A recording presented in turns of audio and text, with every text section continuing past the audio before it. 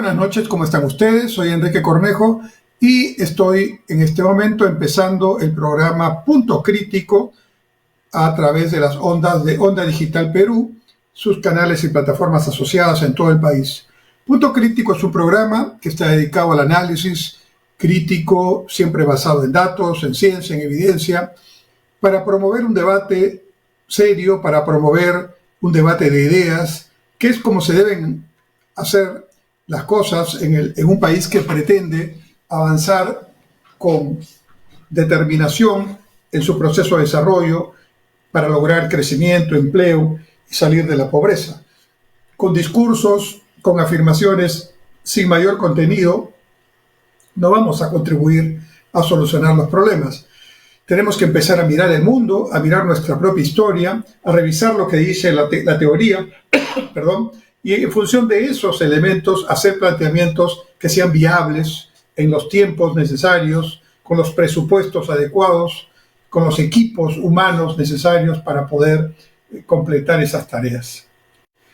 De manera que la primera reflexión que hago en este programa del día de hoy, que estamos transmitiendo como siempre en vivo, 5 de marzo del año 2024, son las 7:05 p.m. en este momento.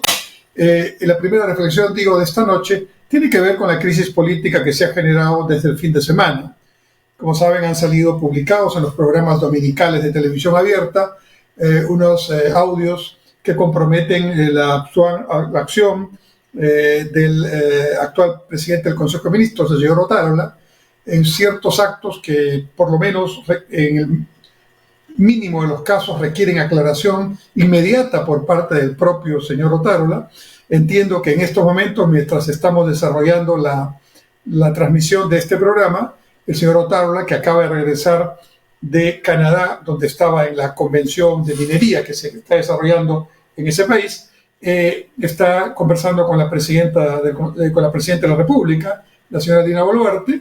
Supuestamente estará dando explicaciones a la presidenta frente a lo señalado, que son hechos delicados, graves, ¿no?, de haber favorecido a una o dos personas a cambio de ciertas circunstancias de beneficio personal o sentimental o lo que sea, en claro conflicto de intereses con la acción de un ministro, en este caso, porque estas acciones se habrían llevado a cabo cuando el señor Otárola era ministro de Defensa, ya en el gobierno de la señora Boluarte.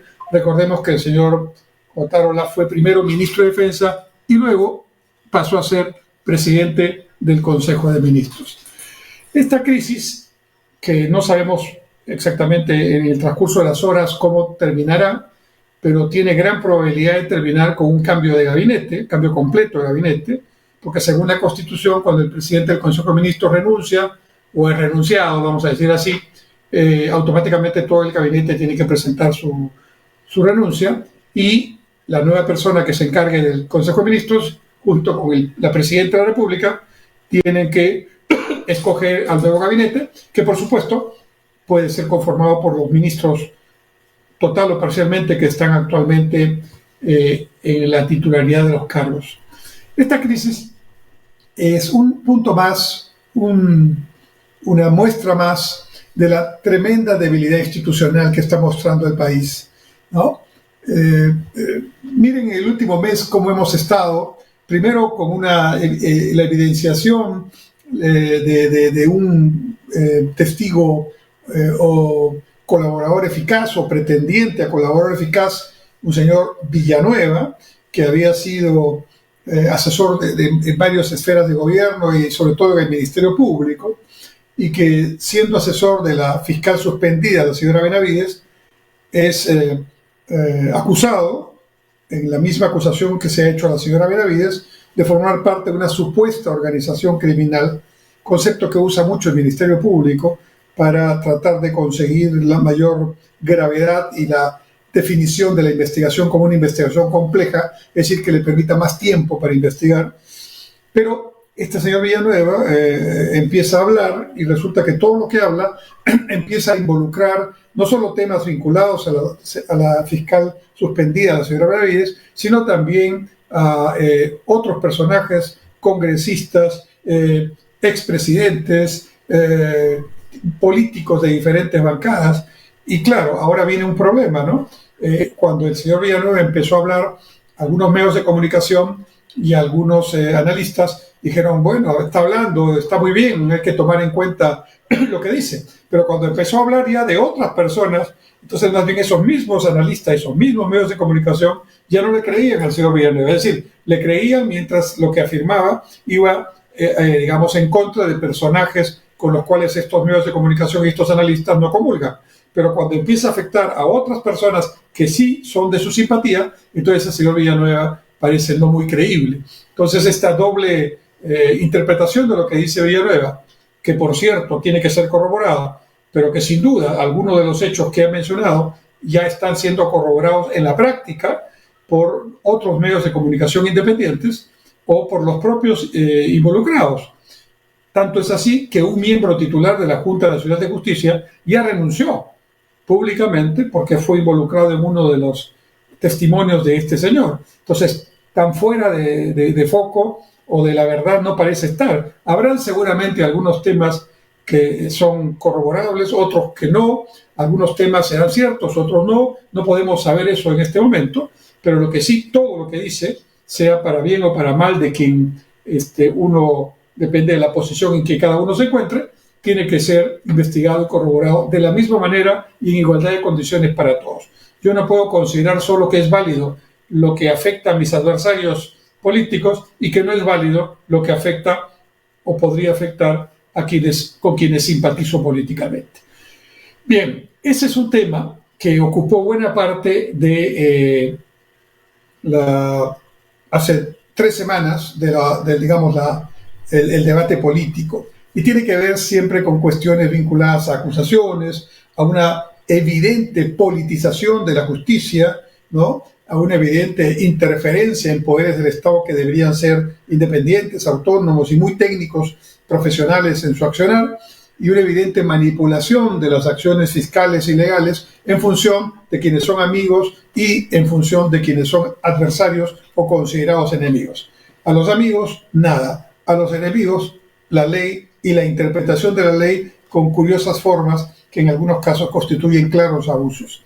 Entonces, esta es la situación que nos tuvo entretenidos durante 1 o 2 semanas, donde incluso se habló de muchas personas, de hechos importantes como la propia situación del expresidente Alan García, que como todos sabemos terminó en una situación fatal, producto de una emboscada claramente detallada por este señor Villanueva, en el sentido de que desde el Ministerio Público le habrían dado a un periodista información para que a su vez este periodista tenga una primicia, mientras el expresidente Alan García regresaba de Madrid para atender una citación que le había hecho el Ministerio Público. Y el Ministerio Público le habría suspendido la sesión para la cual fue citado para esperar que se publicara la referida información, que a su vez habría sido suministrada por el propio Ministerio Público. Es decir, una situación que tiene que investigarse y que si se corrobora pues sería gravísimo para lo que significa, digamos, la independencia, la autonomía, la idoneidad con que las instituciones públicas tienen que trabajar, cualquiera sea las personas que se estén investigando, de cualquiera sea su procedencia política, religiosa, de cualquier tipo, ¿no? Porque aquí, de acuerdo a la Constitución, todos somos iguales frente a la ley. Bueno, estábamos todavía en ese tema y empezó el tema de Paolo Guerrero, ¿no? Me refiero a la importancia en los medios de comunicación, que si venía, que si no venía, al equipo profesional César Vallejo en Trujillo, y allí estuvimos más de 1 semana. O sea, nuevamente un tema seguramente importante desde el punto de vista deportivo, anecdótico desde el punto de vista, digamos, periodístico, pero que no tenía la relevancia como para estar en la preocupación central de unos y otros. Después vino una situación de la farándula en la cual se determinó también a través de audios que había habido unas supuestas situaciones de relaciones entre futbolistas, cantantes y, digamos, personas que están involucrados también en el ambiente artístico, y eso ocupó por lo menos otros 15 días del debate, o más bien de las páginas o espacios importantes de información pública.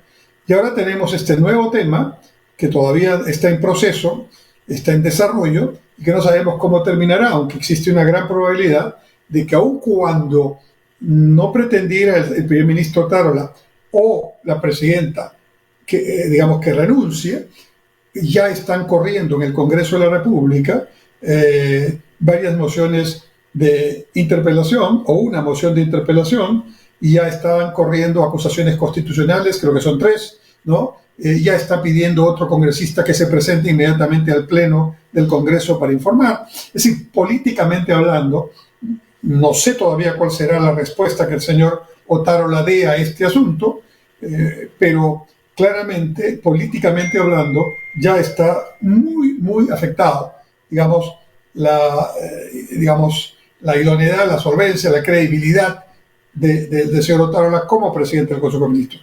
Y entonces, frente a esta situación de incertidumbre que genera estos hechos que estoy comentando, esto, por supuesto, también debe tener una solución pronta, políticamente hablando, que sería un cambio de gabinete.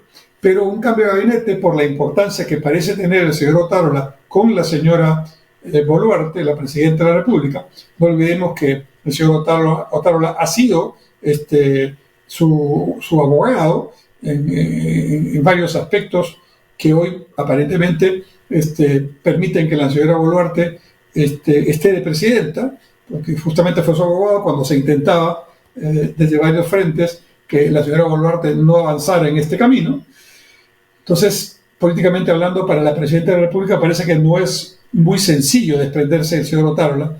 Y, en fin, sabremos más sobre estos temas en las próximas horas y en los próximos días. Pero ¿a dónde voy con esta reflexión, resumen que estoy haciendo en las últimas 4 semanas de información pública? Todos los temas que he mencionado serán interesantes para conocer un poco el detalle, para los que son un poco preocupados por conocer las situaciones concretamente que están en el chisme diario para saber a dónde llega finalmente esto. Pero no son los temas que preocupan al ciudadano común y corriente. ¿Qué ha habido en estas últimas 4 semanas con respecto a la inseguridad ciudadana, la delincuencia común y a la delincuencia organizada que nos afecta todos los días? ¿Qué ha habido? ¿Qué propuesta? ¿Qué medida? ¿Qué proyecto de ley? ¿Qué dispositivo del Ministerio del Interior? ¿Qué propuesta de la Presidenta de la República? Etcétera. Hasta donde puedo saber, nada. ¿Qué ha habido en estas 4 semanas con respecto a la generación de empleo, la devolución de la confianza, o sea, la recuperación de la confianza por parte de los inversionistas privados con respecto al gobierno, sus autoridades, etcétera? Hemos cambiado de ministro de Economía. El nuevo ministro, a quien conozco, es un señor que conoce muy bien la tarea del Ministerio de Economía y Finanzas, ha sido viceministro de Hacienda, ha sido director general del Tesoro, conoce muy bien la mecánica del Banco de la Nación, ha estado de viceministro también. Entonces, es un tema que no le es ajeno. Pero, ¿qué hemos escuchado? ¿Qué nuevo plan para recuperar la inversión privada, que es un elemento clave para a su vez recuperar el crecimiento, y ambos son claves para generar empleo, que es lo que necesitamos? Entonces, ni en seguridad ciudadana ni en generación de empleo hemos tenido o tenemos hasta este momento propuestas novísimas, interesantes, concretas, factibles, por parte de quienes están en la situación de gobierno o del Congreso, ¿no? Y que son los temas que interesan a la población. ¿Qué planteamiento con respecto a la educación pública, que estamos empezando el año escolar ya con un problema de 2 o 3 años de muy baja calidad educativa por la pandemia y la pospandemia? ¿Qué con respecto a la pretendida huelga que el SUTE estaría pensando hacer en los próximos días? ¿Qué con respecto a cientos o miles de colegios que no tienen infraestructura mínima para poder recibir a los alumnos, ¿no? ¿Qué con respecto a lo que implica en los contenidos educativos? Empieza el año escolar y solo improvisamos. ¿Y qué con respecto a la salud pública? ¿No? Se desborda el dengue, ¿no? Tenemos centros de salud que no están equipados, hospitales que no dan citas, que postergan operaciones por años, esa situación caótica, por poner un ejemplo concreto en educación y salud pública, que hemos escuchado o hemos visto que se haya planteado inteligentemente, serenamente, seriamente, con respecto a estos temas, que son los que interesan a la población. Nada. Seguimos en el chisme, en la farándula, en la mediocridad, en la situación de la crisis política, y está por lo menos con una gran probabilidad, hasta el momento en que estoy dando este programa, que el gabinete cambie. No es posible seguir en esta mediocridad, ¿no? Y lamento decirlo, pero yo creo firmemente en la democracia, y la señora Boluarte, me guste o no, llegó a la presidencia constitucionalmente, ¿no? Eso no tiene discusión. Pero si estamos hoy, marzo del 2024, y todavía nos falta para julio del 2026, poco más de 2 años, ¿no? Y empieza próximamente ya la campaña electoral 2026, con los plazos electorales correspondientes.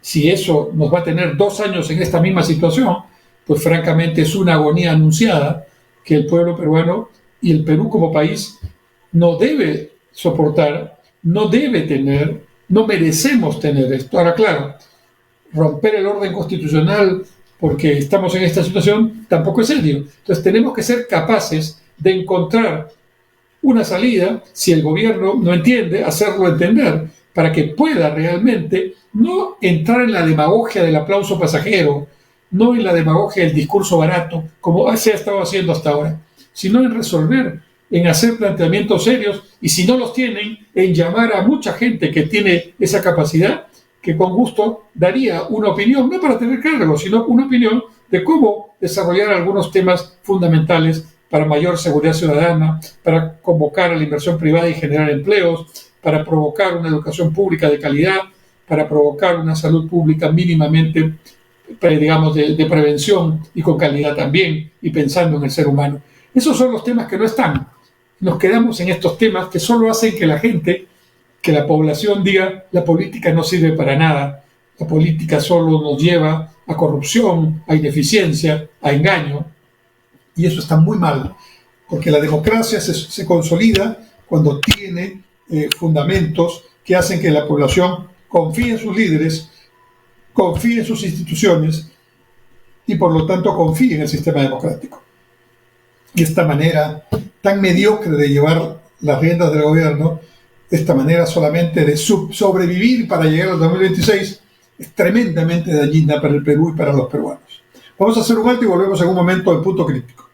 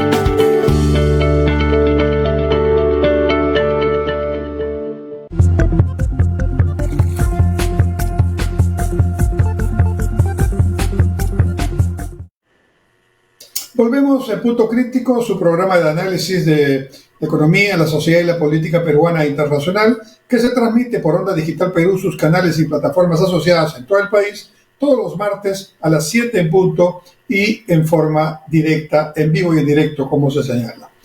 En el primer bloque hablamos de la coyuntura política que tiene el Perú y que está en pleno desarrollo la crisis que ha llevado a la presunta situación en la que el señor Otárola se ve obligado a renunciar a la presidencia del Consejo de Ministros y consecuencia de lo cual se produjo una crisis de gabinete y su remoción total o parcial. Ahora quiero hablar, vamos a girar rápidamente, es así este programa, a otro tema que parece muy lejano, que parece que no nos va a afectar mucho, pero que en realidad es un problema muy complicado. Voy a hablarles un poco de la guerra entre Rusia y Ucrania. y de qué manera puede afectarnos a nosotros, a los peruanos y al mundo entero. Brevemente diré que cuando se produce la revolución bolchevique en el año 1919 y posteriormente se crea la Unión de Repúblicas Socialistas Soviéticas, como el nombre lo indica, Unión de Repúblicas Socialistas Soviéticas, son varias repúblicas que bajo el mandato o el comando político de Rusia, ¿no? Conformaron este bloque inmenso que tenía un proyecto comunista, un proyecto de economía manejada por el Estado y con una proyección, como digo, de un plan marxista-leninista. Una de esas repúblicas de la Unión de Repúblicas Socialistas Soviéticas era Ucrania. Esa revolución de 1919, liderada por Lenin, ¿no? Y que, digamos, ideológicamente digamos, influenciada por Engels, por Marx, ¿no? Etcétera. Esa Unión Soviética, que llegó a tener un poder inmenso, consolida, digamos, ese poder políticamente hablando cuando se produce la Segunda Guerra Mundial. Y en la Segunda Guerra Mundial, que como ustedes saben, fue una guerra que inició Alemania bajo el liderazgo del Hitler, ¿no?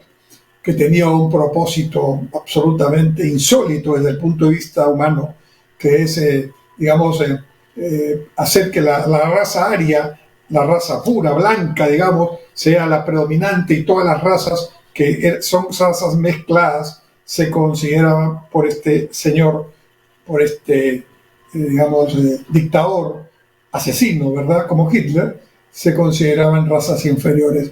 Y lo que entendía su locura de visión era que había que exterminar a todas estas razas inferiores, y ahí el exterminio o el genocidio de los judíos fue un drama del que hasta ahora no se recupera la humanidad.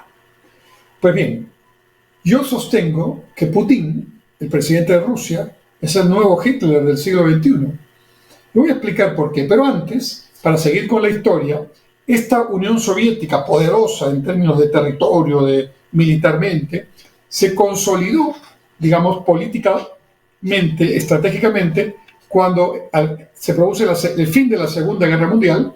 En esa Segunda Guerra Mundial, como dije, iniciada por Alemania, una parte, a un lado estaban Alemania, con Italia, con el fascismo de Mussolini y de Italia, y Japón.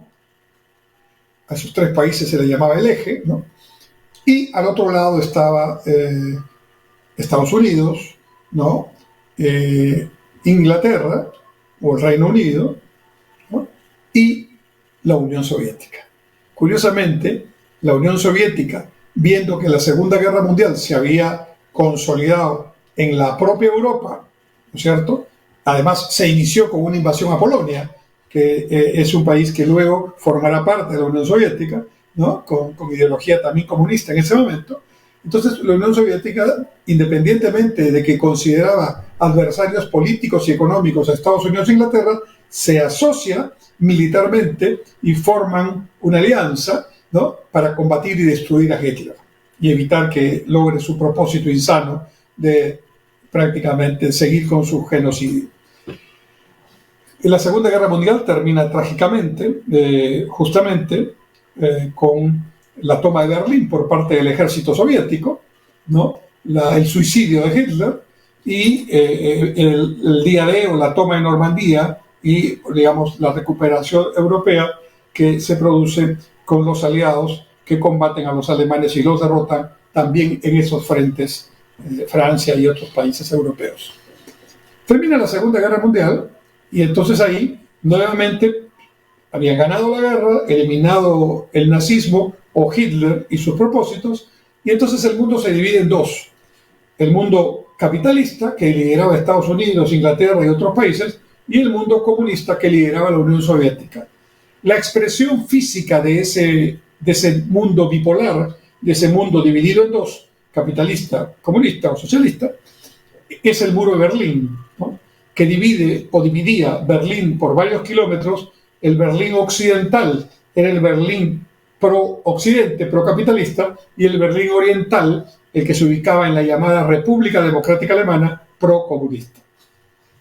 Muy bien, en el año 1985, ya muchos años después del fin de la Segunda Guerra Mundial, que fue en el 44, el 45, en el año 1985, el entonces secretario del comité del Partido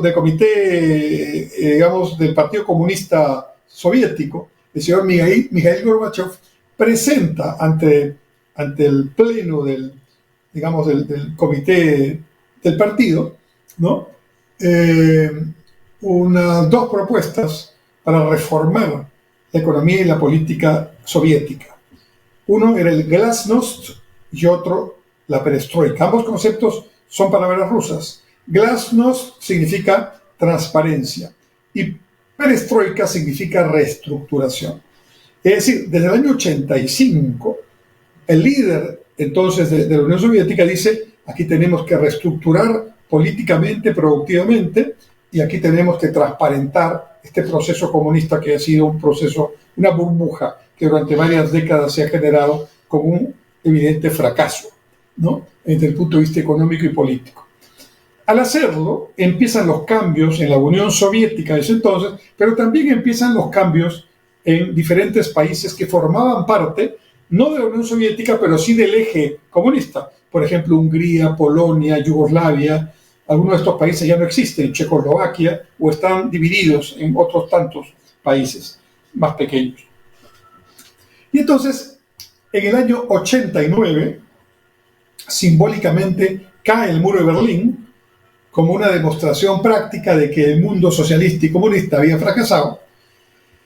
Y en el año 91 se producen varios hechos importantes: la reunificación de Alemania, ¿no? O sea, la Alemania comunista desaparece, ¿no?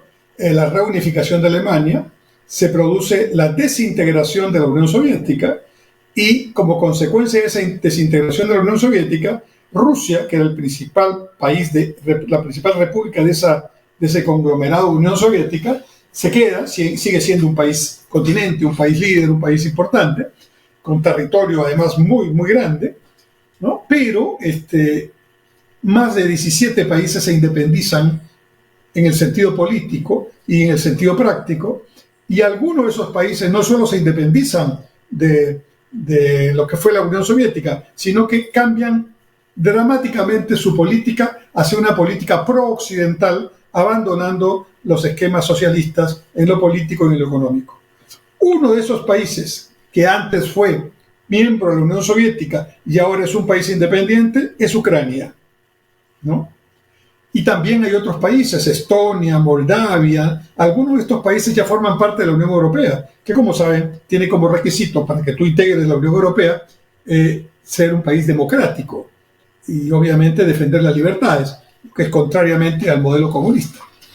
Entonces, Ucrania es un país que estuvo siempre, aun cuando formaba parte de la Unión Soviética, en una situación de no mucha, digamos, convivencia y total sujeción a la entonces política comunista de la Unión Soviética. Siempre habían movimientos e ideas independentistas, y la Unión Soviética obviamente no dejaba que nada de esto apareciera, simplemente usaba su poder absoluto para tratar de contrarrestar cualquier idea que no fuera la que el Partido Comunista deseaba que sea la idea predominante. Bueno, pero además de eso, si ustedes miran el mapa donde está ubicada Ucrania, Ucrania es prácticamente un país grande, no tan grande como Rusia, ¿no? Ya la Unión Soviética desapareció, no tan grande como Rusia, que sigue siendo Rusia un país muy grande, país continente, como digo, pero Ucrania es un país bastante grande, mucho más grande que varios países europeos occidentales que están cerquita. Y si ven el mapa, Ucrania está ubicado, digamos, en el centro de Europa, entre la ex-Europa comunista, o entre Rusia, y la Europa occidental, o incluso varios de los países que antes fueron de la Unión Soviética y hoy son países independientes. Por lo tanto, políticamente, Ucrania tiene una ubicación importante. Históricamente tiene una situación de no total sumisión al poder político ruso, y además, económicamente, es un país de grandes potencialidades agrícolas, petroquímicas, es un país que tiene petróleo y gas, y por lo tanto su ubicación, además muy cerca, digamos, a una zona portuaria que tiene gran impacto en la comunicación de Europa con el resto del mundo, su ubicación es estratégica. Por lo tanto, en el pensamiento de Putin, que como digo es un dictador, es un nuevo Hitler, ¿no? La idea es que Rusia recupere el poder que tenía cuando era la Unión Soviética. Pero claramente ese poder no lo va a recuperar, digamos, porque ya los tiempos han cambiado, ¿no? Incluso la propia juventud rusa no está, por lo que sabemos, muy de acuerdo con este proceso de guerra contra Ucrania, cuyo objetivo es tratar justamente de recuperar esas posiciones imperiales que en algún momento tuvo Rusia en la época de los zares y que el modelo comunista lo llevó a convertirlo no en un imperio, pero en una república comunista muy grande y de gran poder.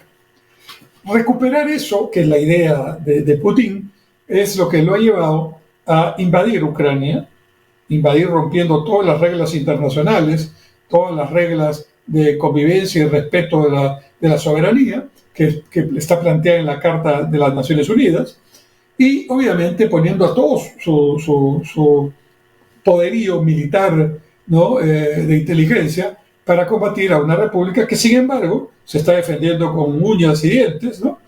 Que tiene el apoyo militar, no, porque no puede, pero sí el apoyo logístico de Estados Unidos, Inglaterra, la Unión Europea, que le dan recursos militares incluso para que se defienda. Entonces, en la práctica, aunque esta no es una guerra declarada entre Rusia y países occidentales, aunque no hay tropas extranjeras en Ucrania, sin embargo, sí estamos ante una evidente situación de conflicto ya no declarado, como digo, pero ya existente entre Europa, Estados Unidos y Rusia. Entonces, defender a Ucrania no solo es defender a ese país, es defender también a Europa de un posible intento de Putin de seguir estas ambiciones imperiales, estos sueños imperiales de recuperación de otroras posiciones rusas en el contexto europeo y mundial. ¿Qué es lo que está pasando? Bueno, Rusia ha puesto todo su poderío militar y no ha logrado, ya van 2 años de este conflicto, no ha logrado lo que supuestamente una potencia nuclear como es Rusia debería haber logrado. Si es tan poderosa, ¿no? Pues debería haber durado semanas esta guerra y simplemente consolidar esta situación aprovechando su tremendo poderío. No ha sucedido así. Van 2 años y no puede decir Rusia que está ganando esta guerra. Es más bien una situación donde el pequeño, que es Ucrania, si bien es cierto, ayudado por todo el resto del mundo que le está proveyendo de armas, tiene un grupo de soldados ucranianos que son valientes, que son bien, digamos, claros en defender su territorio, su soberanía, y que le han dado duros golpes al ejército ruso y a los ejércitos de extranjeros, ¿no? Que están participando ahí a sueldo para complementar, digamos, para que el ejército ruso no se desgaste, porque como digo, pasa el tiempo, ya van 2 años, y se habla de más de 100.000 bajas en el ejército ruso. Por supuesto, hay bajas importantes en el ejército ucraniano también, pero eso no era concebible hace 2 años. Quien ve el inicio de esta guerra dice, bueno, Rusia va a aplastar a Ucrania. No solamente no la ha aplastado, sino que ya el tiempo va jugando en contra de Putin, y claramente esto probablemente no estaba en sus planes. Ahora bien, eso por un lado, militarmente hablando. Por supuesto que si Putin quiere, digamos, jugárselas más, puede poner más poderío en esa frontera, pero por otro lado debilita a su propio ejército en términos estratégicos frente al resto del mundo. Entonces, Putin ha recurrido pues a mercenarios a sueldo, ha intentado que la juventud rusa vaya a pelear ahí en una guerra que no es de ellos y no ha logrado el objetivo, pero no es precisamente una democracia lo que pasa allí en Rusia, ¿verdad? Putin seguramente tiene que ver, no cabe ninguna duda, con la muerte en la cárcel de su principal opositor político, ¿no?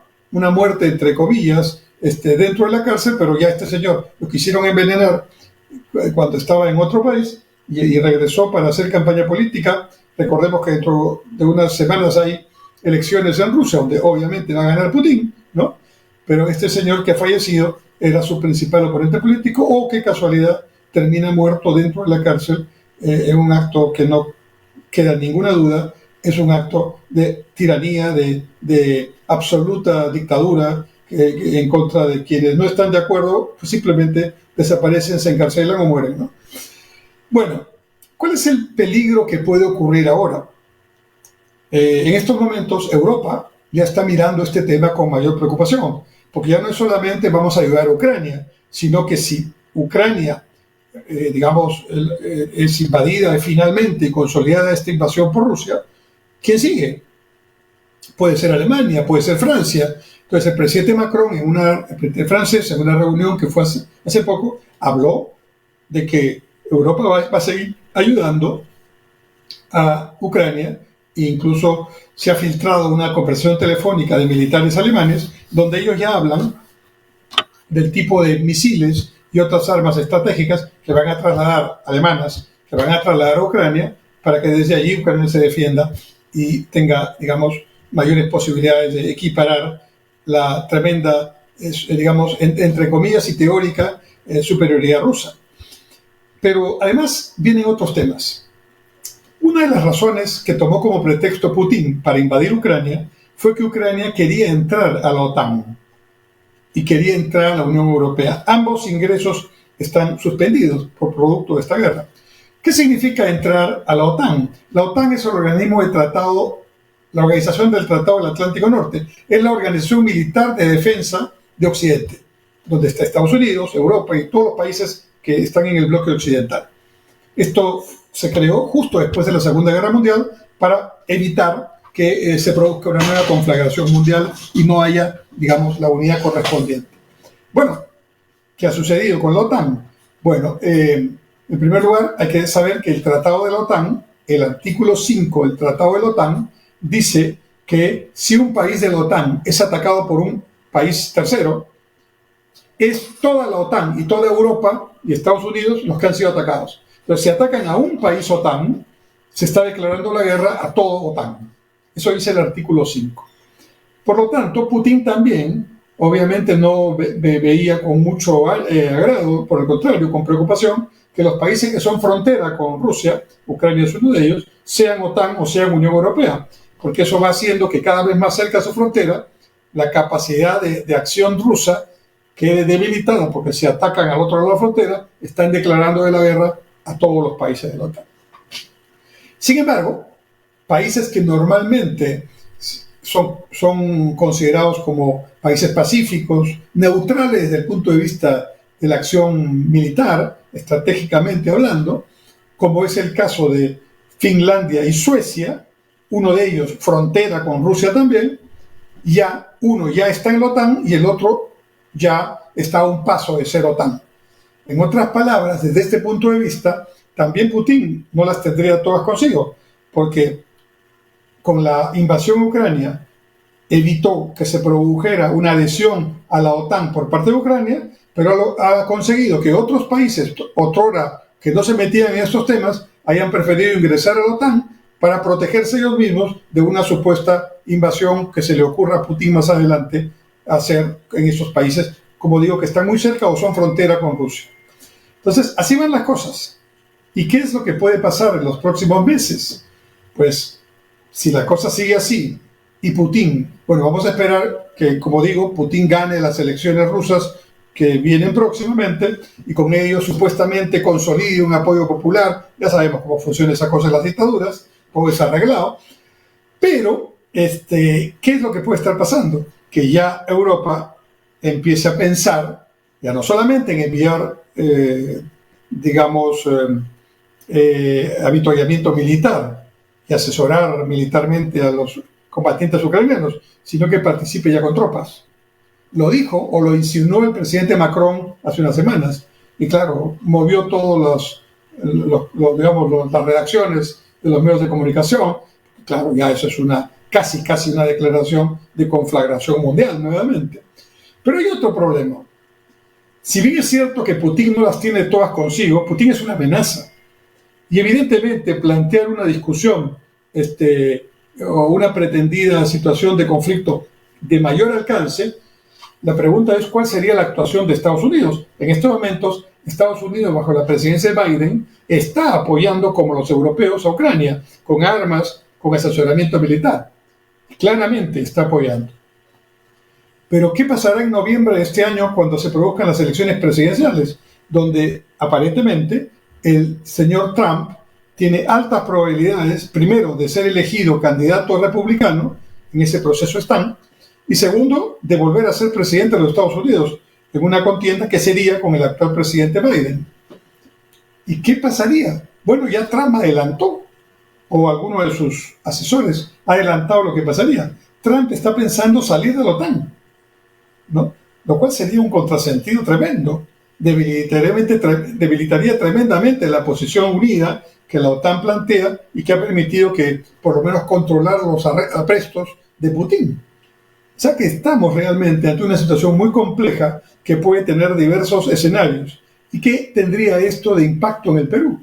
Bueno, evidentemente una situación de conflicto internacional agravado por posiciones de uno y de otro lado de carácter más radical generaría una situación de mayor problema, de crisis en la economía mundial, que vendría a ser más de lo que ya hemos tenido: pandemia, pospandemia y crisis del petróleo y de los alimentos que hemos tenido últimamente, y que vendría a ser una situación que no le convendría a nadie y por supuesto tampoco a Perú. Ese es más o menos el resumen de la situación. Espero haberles dado información relevante y que ustedes también sigan de cerca estos asuntos. Un último, receso y volvemos a la parte final de este programa.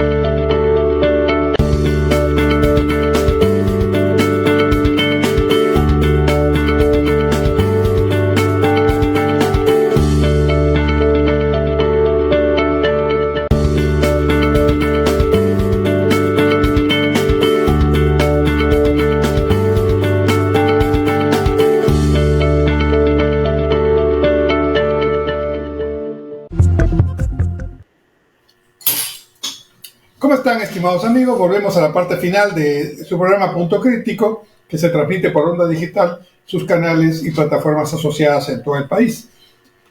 Hablaba en el primer bloque de la crisis política del gabinete Otárola, que está en curso, en desarrollo en este momento. A esta altura del programa no les puedo decir cómo va a terminar la noche, pero algo va a pasar entre hoy y mañana.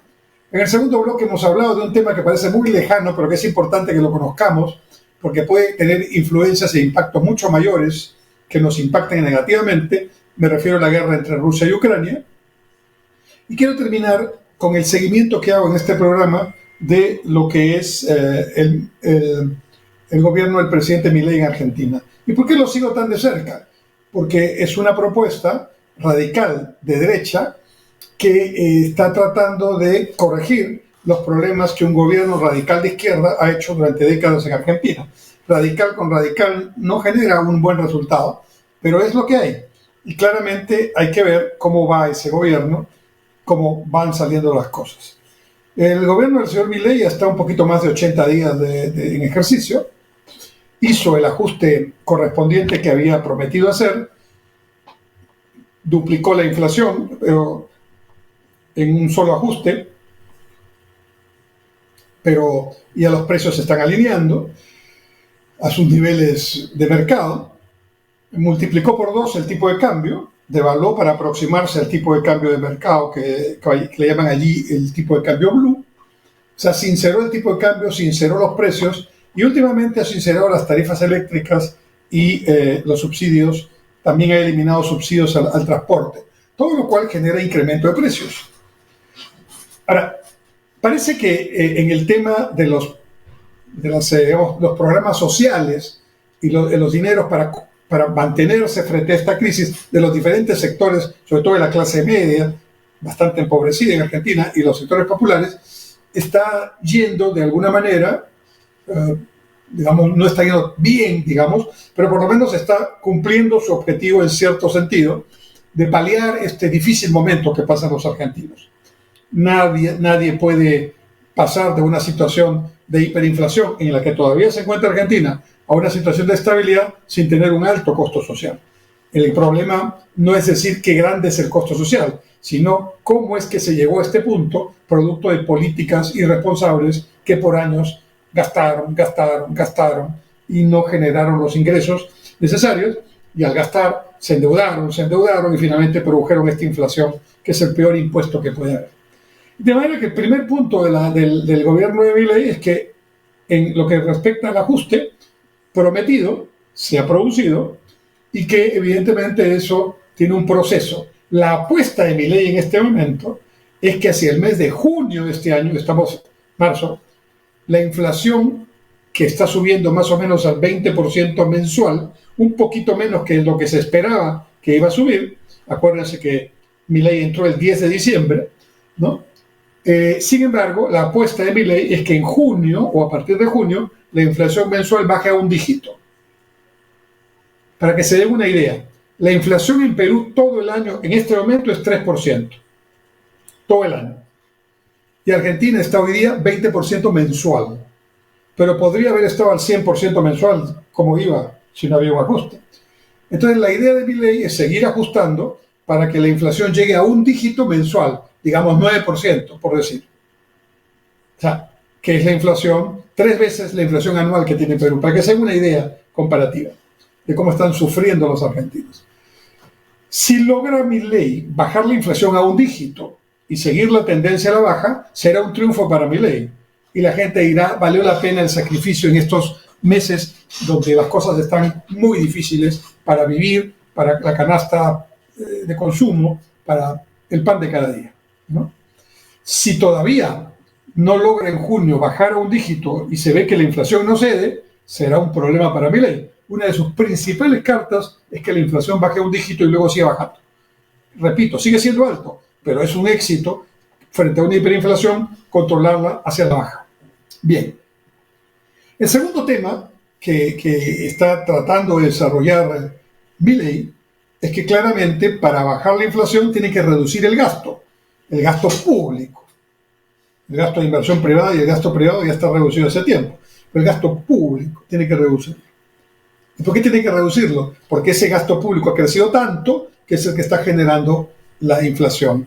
Entonces, bajar el gasto público es problemático porque implica que hay gente que se va a quedar sin trabajo, instituciones que se reducen en su tamaño, subsidios que ya no se dan, gastos para las provincias, que es un tema políticamente muy complicado que ahora tiene Milei, ¿no? Que se tienen que reducir de manera conversada, pero no logra aceptar fácilmente un gobernador de una provincia argentina que le reduzcan el presupuesto que el gobierno nacional le daba para pagar sus planillas.